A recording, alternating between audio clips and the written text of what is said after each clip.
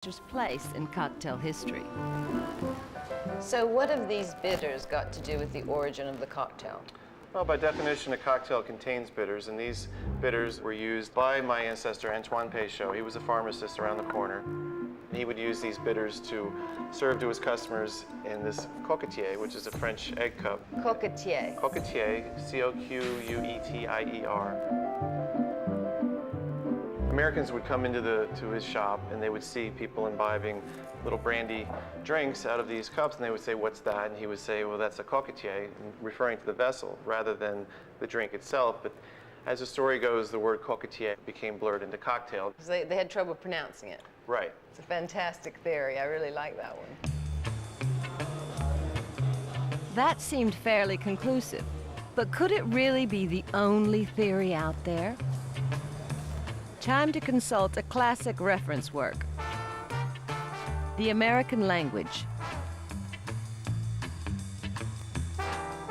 Its author, journalist and critic H.L. Mencken, published it in 1919 after extensive research.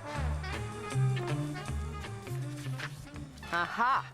The cocktail. The cocktail to multitudes of foreigners seems to be the greatest symbol of the American way of life. But the etymology of its name is unknown, and the thing itself may not be of American origin. Of the numerous etymologies, the only ones showing any plausibility are the following: that it is derived from cocktail, the name of a mixed drink known in the vicinity of Bordeaux for centuries and introduced to America by French officers during the Revolution. That in the days of cockfighting, the spectators used to toast the cock with the most feathers left in its tail after the contest. And the number of ingredients in the drink corresponded with the number of feathers left.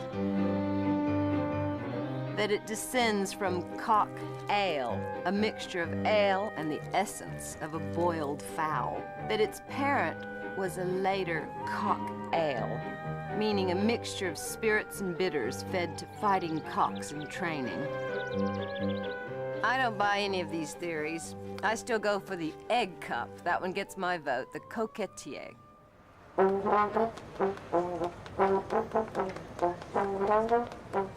The cocktail might be the great American drink, but the origin of the word seemed to be the great American mystery. One person I thought might help was Dale DeGroff. Hi, Jerry. Hi, Dale. How are you? I hear you like a martini. Yes. Well, let's make one. Thank you. To connoisseurs, Dale's known as the Cocktail King. He was bartender at New York's famous Rainbow Room for 12 years, where he invented over 400 drinks. The perfect martini. Yum. So I'm a bit confused. There's so many different ideas about the origin of the word cocktail. Mencken has a lot of different theories in his book. And the one that I like the most is about the coquetier, the egg cup. It's a great story. Here we are in the shrine of the cocktail in the heart of New Orleans, just a few blocks from Peychaud's old store, and now we have to debunk this great old story and ruin it with the truth. Oh, yeah. This old newspaper from New York State called the Balance and Columbian Repository. Some old guy writes into the editor asking the question about what is a cocktail, and he says here, "Never did I hear of cocktail before. Is it peculiar to this part of the country? Is it a late invention? Is the name expressive of the effect which it has on some particular part of the body?" Pretty racy, huh? It's 1806, that's the key thing, and our friend Antoine Peychaud didn't even invent Peychaud's bitters until 1846 when this was printed. No. Yeah. So Peychaud was about 6 years old. Yeah, I'm afraid so. So this is proof Yeah, positive. it is. But coquetier could have been used earlier in France. I agree. And he popularized the term. I'm staying with the story. I love it. I'm going to testify to the cocktail.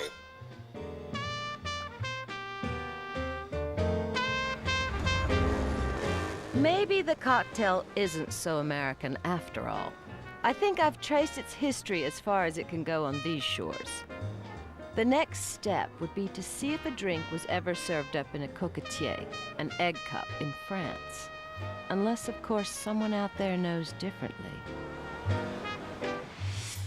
Cynic is a word I like because I feel that I'm cynical. I was always being accused of being cynical, and it has, etymologically, has sort of grumpy old man connotation because cynic comes from the Greek kion, meaning a dog, and kynikos, cynical, means canine, if you like, or dog-like. And I think the old cynics were always accused of barking at everything.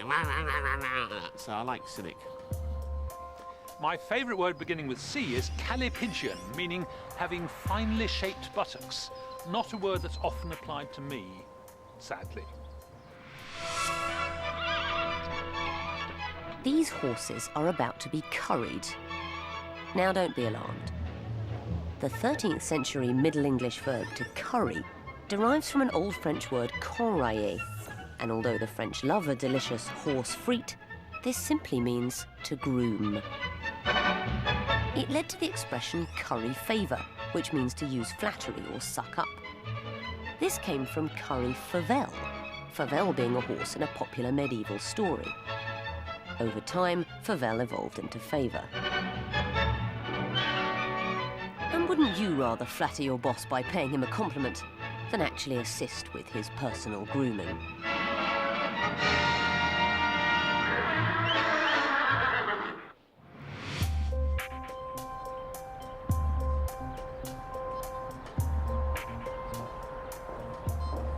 Codswallop. Now there's a satisfying C word. It brightens up any sentence. It sounds old, it sounds comical, like something that might have been invented by Lewis Carroll. But the Oxford English Dictionary haven't found it written down before 1963. It must be older than that, we thought, and so did many of our word hunters. So I set off to investigate where it came from and how old it really is.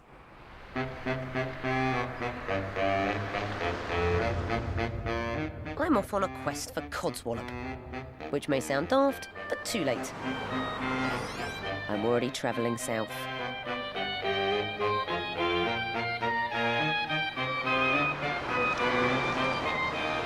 I'm heading for a collection of sensible small villages in Hampshire: Netherwallop, Middlewallop, and Farleywallop, home of the 10th Earl of Portsmouth, Quentin Gerard Carew Wallop. We're investigating the word codswallop. Do you think it might have anything to do with your family? It's not a word I use, and I've never thought any further about it. What about wallop? Do you think the word came from your family name? Here's a history of my family. It's called the family of Wallop.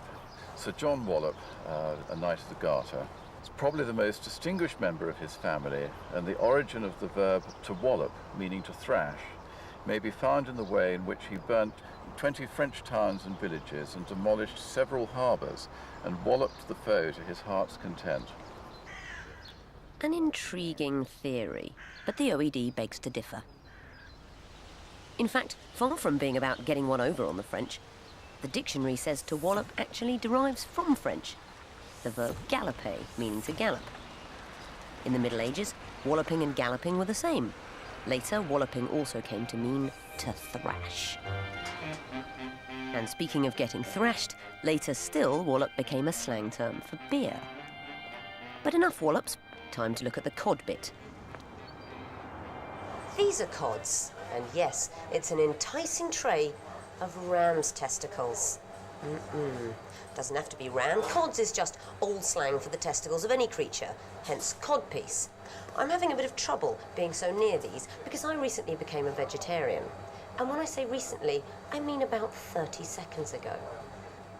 These cods are much more attractive, but what isn't? We've actually had an email saying that this is the sort of cod in codswallop. It says, I'm 80 years old and remember my great-grandfather and my father using codswallop. It came from the fishermen of Hull and Grimsby. They used to hit the codfish on a board to stun it before it was packed on ice. They used to hit the board with a wallop. This is all I can remember. Well, it's a very good story, but there's no evidence attached, so it's no good to us. So an interesting day in Hampshire, but I still don't have any written proof of anything.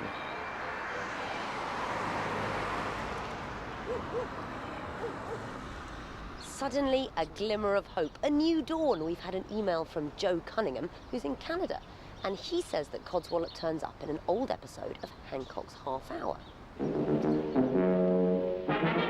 BBC Television presents Tony Hancock in Hancock's Half Hour. The episode is from 1959. If Codswallop is there, it would be the earliest citation we've come across, beating the dictionary by 4 years. Who better to check this out with than Galton and Simpson, the show's writers? Have you had a bird in here? You asked if I had any birds in here. I wouldn't give them house room. You had the curtains drawn? Yes, well, you know how sensitive I am. I don't like people looking in. You were counting your money. Weren't you? No, I wasn't.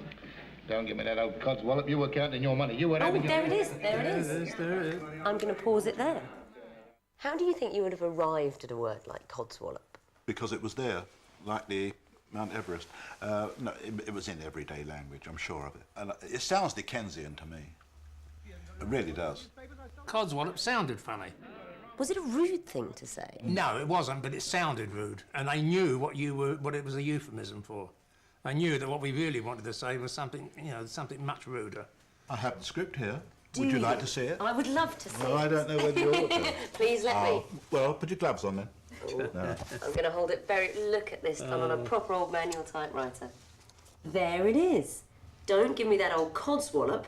You were counting your money. And this is a script from 1959. Absolutely. Thank you so much. That's wonderful.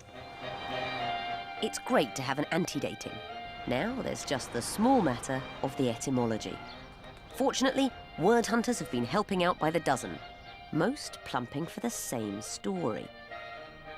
It says that the cod in Codswallop is nothing to do with fish, nor that delicious plate of ram's knackers, but actually refers to a man, a Mr. Hiram Cod. He might sound like he was invented in a limerick, but he did actually exist. It seems that Hiram Cod was a Victorian bottle maker based in South Yorkshire. And we know that wallop can mean beer, so maybe the two are connected. I'm meeting 83-year-old Alec Barron, one of our word hunters, who comes from a glass-making family. He believes that Hiram Cod's revolutionary bottle design of 1876 contains the secret of Codswallop. Cod invented this thing whereby a complicated bottleneck had a glass marble inside, and the pressure of the gas of the fizzy pop forced it up and made it seal. The traditional cooling drink was beer fetched in buckets for the workers in glassworks, steelworks.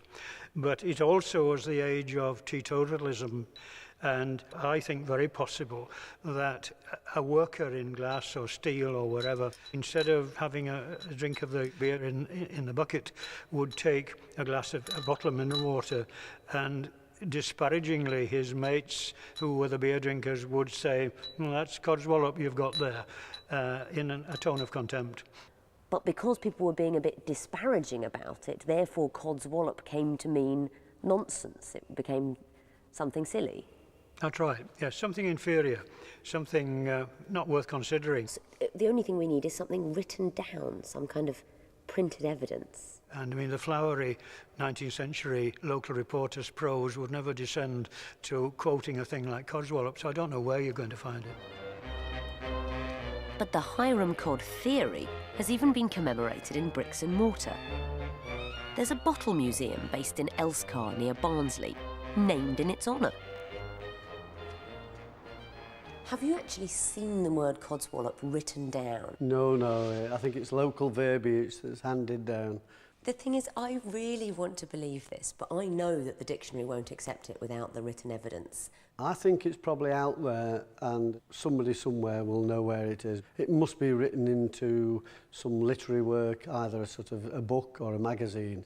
Hiram Cod's term that has left a legacy to the English language, a load of Codswallop. So near, and yet so far. At the very least, I deserve a pint of genuine wallop. Could I have a pint of beer, Billy, please? It'll be my first of 10.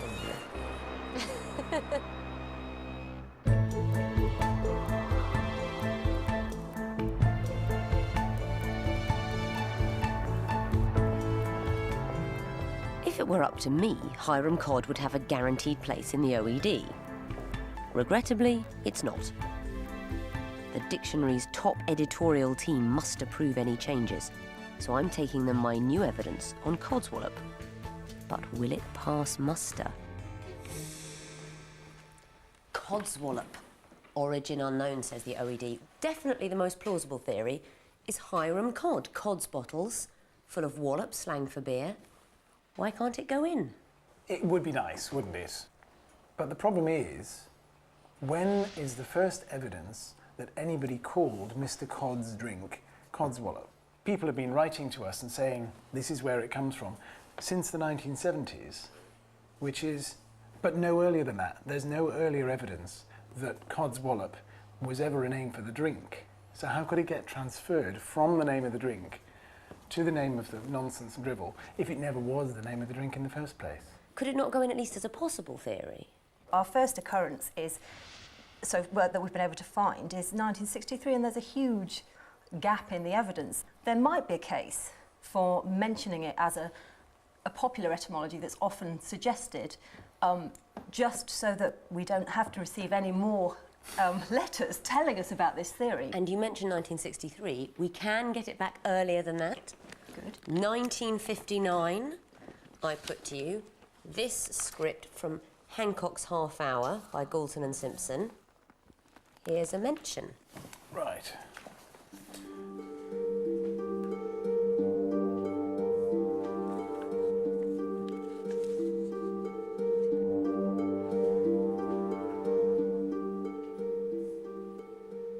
It's got the word old before it, which is quite striking, because a lot of the earlier examples of codswallop are specifically a load of old codswallop.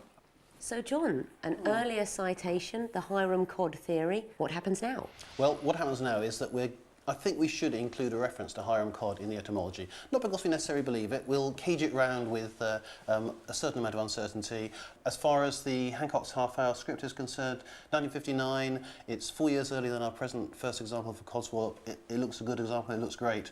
And yeah, we're going to include that as well. And what I would say is that if any word hunters out there can find anything earlier than 1959, and I'm sure earlier examples do exist, then please send it in and we'll try to include that in the dictionary too. That would be great. Fantastic. Thank you very much.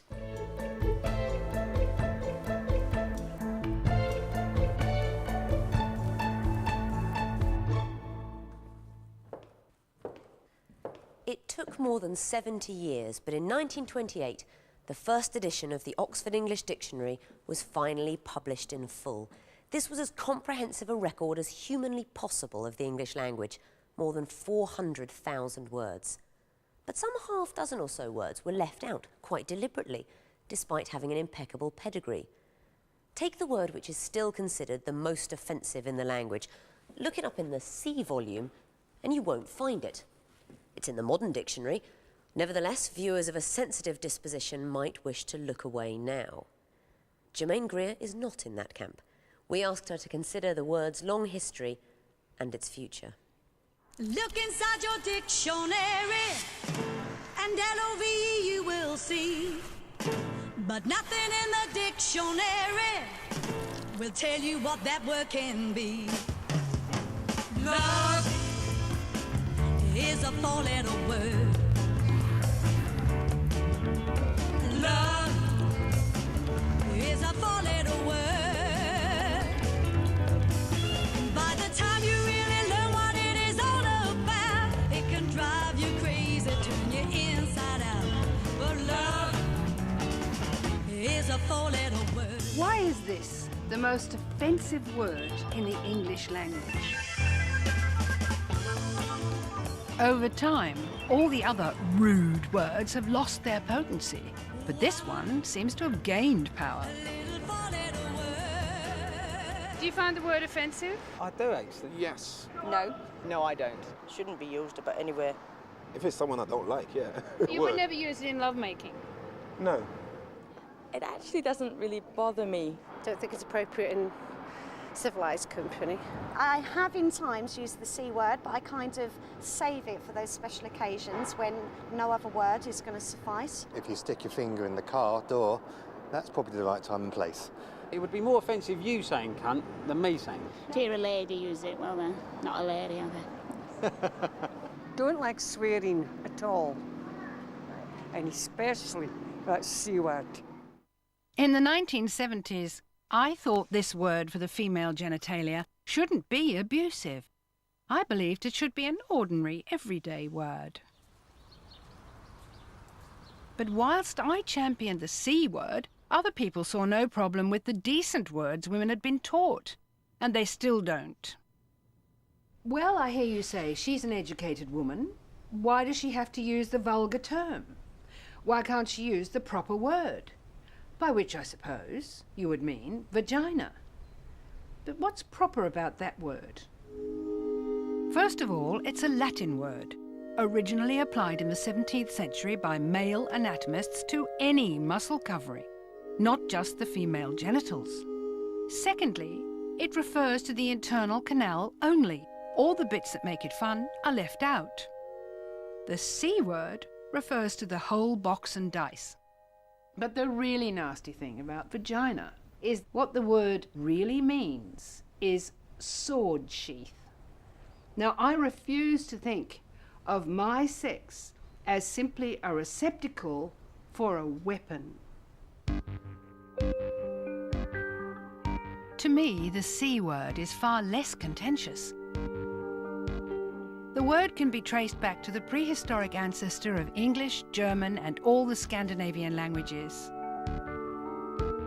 In Middle Dutch and Old Frisian, you get kunte, and in the Vikings' Old Norse, kunta. The Germanic word from which ours and these stem, some 2,000 years old, was kunton. This in turn probably evolved from a word in an earlier Indo-European tongue, gud, which means a hollow space or enclosing object. In English, we can't pin the word down until the 13th century.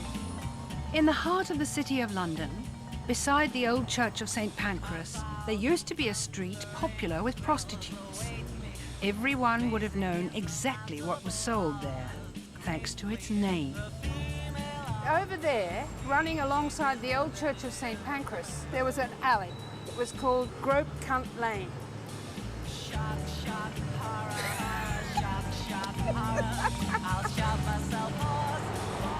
There were Grope Cunt Lanes in many cities.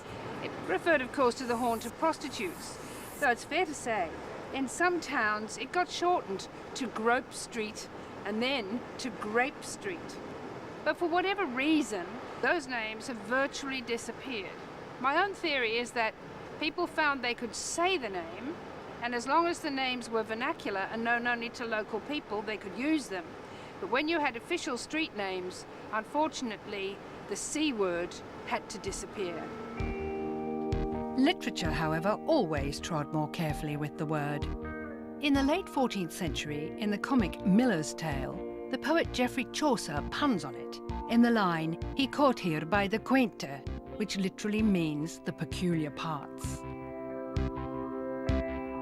Shakespeare also sidestepped the word when, for instance, in Twelfth Night, Malvolio deciphers Olivia's handwriting with the words, "These be her very C's, her U's, and her T's, and thus makes she her great P's." We rarely find it used directly, but in the 17th century, one poet chose to use it as a verbal wrecking ball. He was John Wilmot, 2nd Earl of Rochester. A ramble in St. James's Park is the ravings of a disappointed man who's failed to satisfy his mistress, who feels completely inadequate sexually, and who cannot stop saying the word. He talks about the men who are running around after his cast mistress, his old girlfriend, so he has to write about them fawning on her like dogs running after a bitch in heat. So proud a bitch does lead about, of humble curs the amorous rout, who most obsequiously do hunt the savoury scent of salt-swoln cunt. Few could get away with using the word as liberally as Rochester did.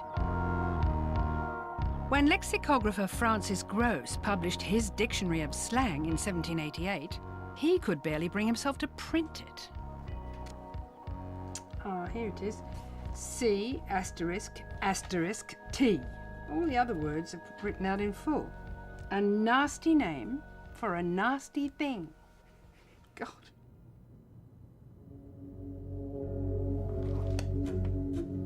Why, of all the words in our language, has this one been singled out for censure? For hundreds of years, men identified female sexual energy as a dangerous force. And unlike other words for women's genitals, this one sounds powerful. It demands to be taken seriously. In the 20th century, its strength didn't diminish. In fact, the opposite occurred. It became the most offensive insult one man could throw at another. There's some sort of a discussion there. The umpire's signalling dead ball. In 1987, at a test match in Pakistan, the umpire Shakur Rana accused English captain Mike Gatting of unfair play. When Gatting denied it, Rana called him a fucking cheating cunt. The fracas caused uproar. Yet only one newspaper, The Independent, dared print the expletive-laden exchange in full. Nearly 20 years later, in some quarters, it's used as a term of affection. The artist Sam Taylor Wood has even designed a ruby necklace spelling it out.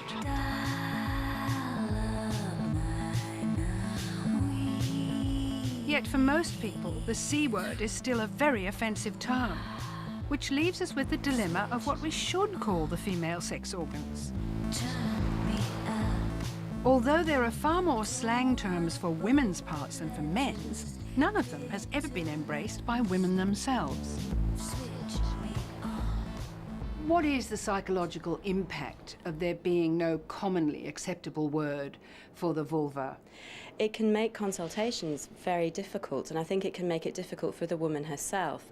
She may already be feeling very uneasy and very embarrassed about seeking help for her problems, and when she's not happy or familiar to use a term to describe her vulva or her vagina, it makes things even more difficult. I'm thinking about little girls, for example, when you have to explain to them, there has to be a better way. Again, I think people do struggle with words that they find familiar with and comfortable with, and words that they would be quite happy for their daughters or the girls to use as well. So what people tend to do is rely on historical family accepted words, or make up words, or simply just talk about their bottom and talking about the front and the back. Would you be shocked if a woman said there's something not right with my cunt? I'd be quite surprised, only because no one's ever used that word in a consultation with me before. I was going to say, how would you, in an ideal world, see the word cunt being used in the future? Well, I've used it myself in the past. I tried to get people to feel... I tried to take the malice out of it. Yes. I wanted women to be able to say it. The same way I would say, you think cunt is nasty? I'm here to tell you cunt is nice. Cunt, like black is beautiful, cunt is delicious, cunt is powerful, cunt is strong. It didn't work.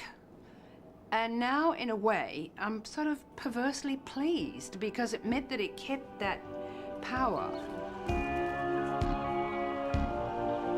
You know, I don't think now that I want the C word to be tamed.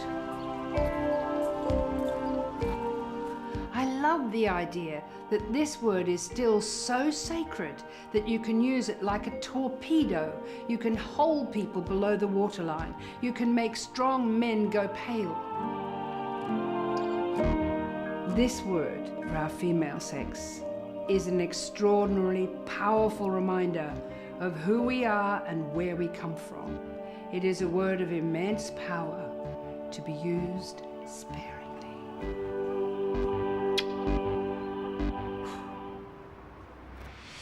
I have a Pavlovian response to the word cake.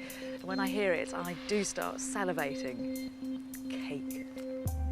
I really like the word crapulous, because it's got a wonderful sound, and for most of my life I thought it meant something completely different. It actually means someone who is debauched through an excess of either alcohol or gluttony, eating too much food.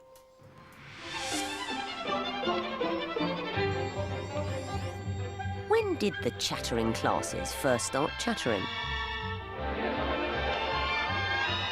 That's what the dictionary wanted the word hunt to discover.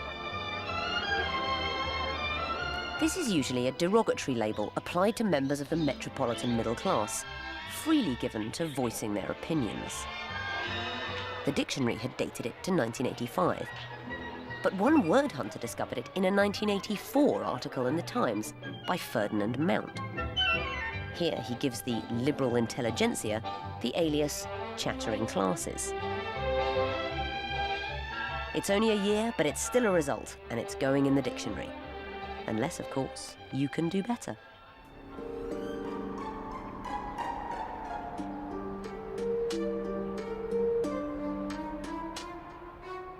There are some words which even the OED can't quite pin down, and cool is definitely one of them. They've gone with used loosely as a general term of approval, which is technically right and yet somehow all wrong. Saxophonist Courtney Pine went to New York to try to find out how cool came to be whatever it is.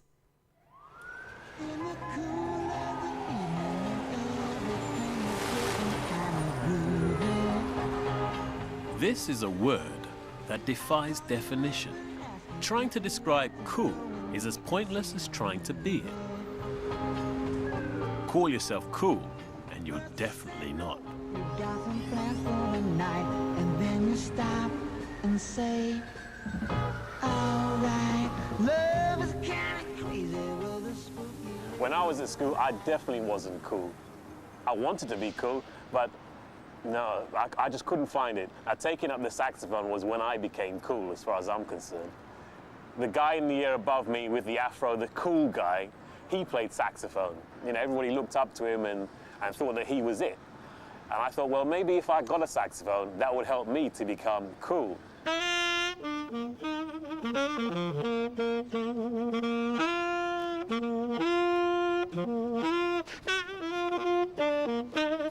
So I came to the sax and to jazz because I thought they were cool. But it's also thanks to jazz that the word cool is so popular today. Cool's route into the mainstream is tortuous. It was only in the 1950s, in reviews of writer Jack Kerouac, that the word first hit the headlines.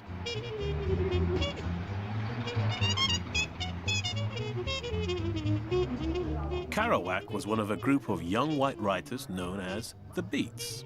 They were disenchanted with mainstream America, but they loved both jazz music and the culture that surrounded it, which is where they'd absorbed the word cool. Thanks to them, cool came out of the jazz clubs and became a word in any young person's vocabulary, black or white. Before then, both the word cool and the culture in which it first flourished, jazz, were mostly African American.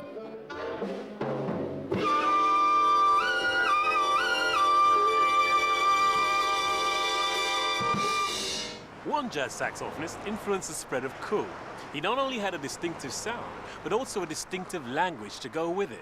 His name, Lester Young.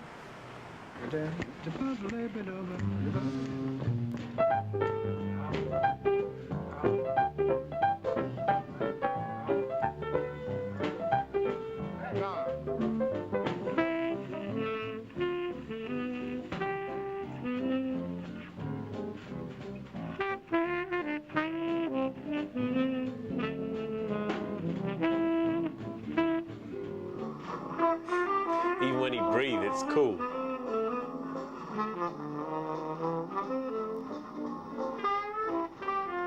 I wanted to learn more about Lester. The few people who knew him are still around, but one of my heroes, Jimmy Heath, is one of them. Hey, how you doing, man? What's up? Good to see you, sir. Oh, all right. Let's go do some talking, yeah? Lester was a great innovator with the tenor saxophone. He also innovated with the English language. Could you tell me a bit more about that? Well, Lester Young had his own language. You know, if you ask Lester, what time is it? He would say maybe an ace and a half of chimes. Ding dong. Ding dong, and doom would end everything. He'd be speaking to you and say so and so and so. Doom, that's the end. He had so many expressions that were unique. We were isolated from the general public in that they didn't like what we were doing a lot of times. So we formed a society of people who did like what we were doing, and all of us together would be termed as being cool. But these musicians weren't just called cool. Lester was also the pioneer of a style of performance which became known as cool jazz. Well, if that was cool, of course the opposite is hot. And guys like Coleman Hawkins, Ben Webster made that famous. It was much more aggressive, a bit like this.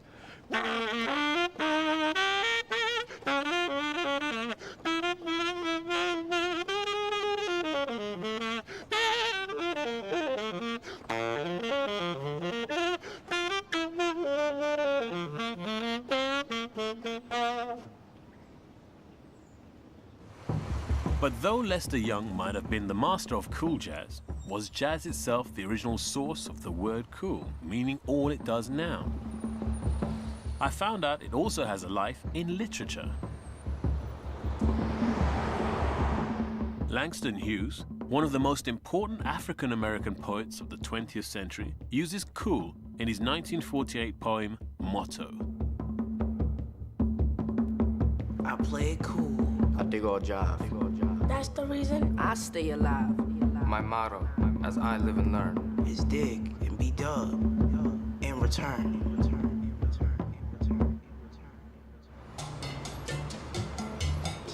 Hughes's poem plays on the language of the Harlem jazz scene. But might cool first have had an independent life, with origins that had nothing at all to do with jazz? In the early 1930s, the writer Zora Neale Hurston used the dialect of African Americans in her stories. But they weren't about life in Manhattan. They were set amongst the people she grew up with in Florida. English professor Dr. Monica Miller specializes in her work. Maybe she knows if Hurston's characters, 1,000 miles away from the jazz scene of New York, ever played it cool. That's totally fine. I know it's cold, but are you cool? I'm always cool. Good. In the African-American literary tradition, Hurston is really known for being a celebrator of the way that African-Americans use language. A group of people would come together on the porch of a house in the evening and tell stories. Tall tales, what she calls reads of people. Also, certain kinds of folk tales that have to do with animals or with fantastic events. So, big question, did Zora ever use the word cool? I have a short story here called The Gilded Six Bits from 1933. Hurston is staging a conversation between a woman named Missy May and a man named Joe, and it seems as if Joe might be a liar. She says, and you have to forgive my dialect, "Good Lord, Missy, you men sure is hard to sense into things. He's got a $5 gold piece for a stick pin, and he got a $10 gold piece on his watch chain, and his mouth is just crammed full of gold teethus. Sure wish it was mine. And what make it so cool, he got money accumulated, and women's give it all to him."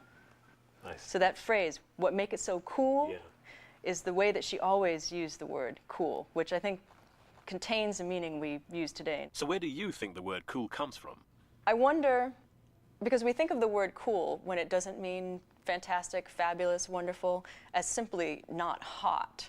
It's a weather term, right? And what makes it so cool? Cool, you're assuming in Florida, it's got to be a good thing, right? So, you know, if I were doing a kind of armchair kind of OED analysis on that, I would link it up, specific to Hurston, I would link it to the weather, right? The positive value of cool weather, right? And then the positive value of coolness itself.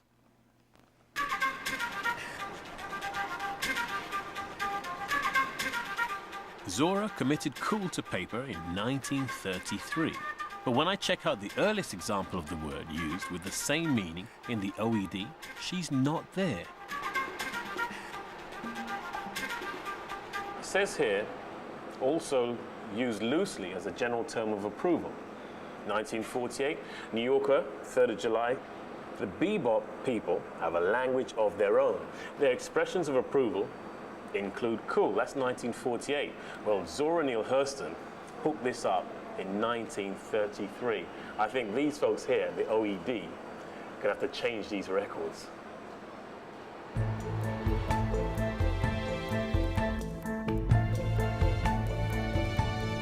The dictionary's current entry is certainly not cool.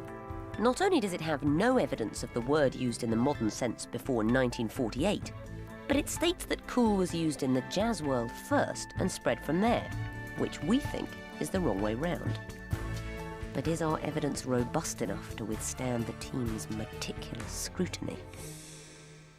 We have got a brilliant anti-dating. You've got it as 1948. That's your earliest citation.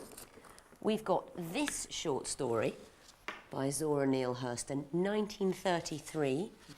Let me just run it by you.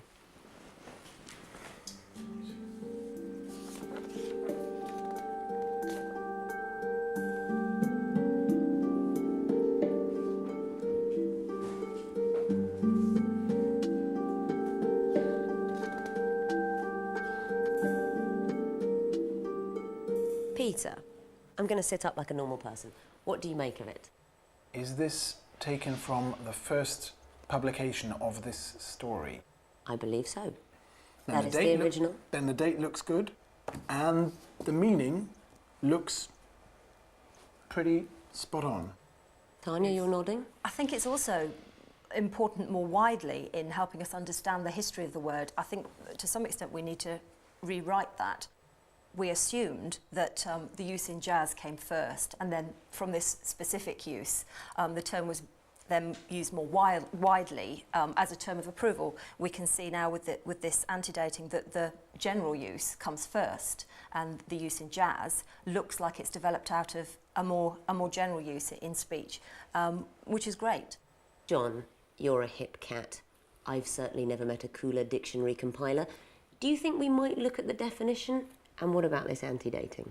It's certainly an important quotation, and what's important for this is that it shows, as Tanya says, a general black use before the music use. So we need to restructure the entry, not change the etymology, but just restructure the order of senses in the entry to take account of this new evidence. So yeah, from my point of view, yeah, the quotation goes in. Well, that's great. Beneath this laid-back mask, I'm a boiling cauldron of excitement.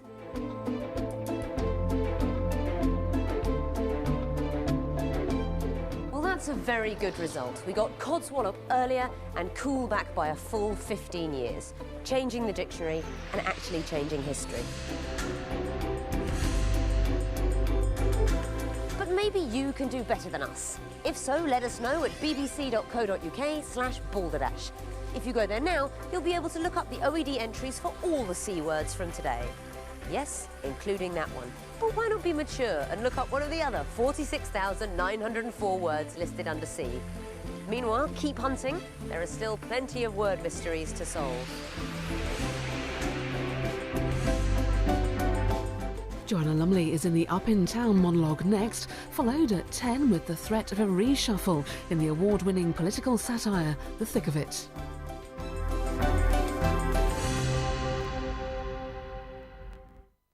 You can discover more fascinating stories behind the words and phrases we use every day in the Balderdash and Piffle BBC book.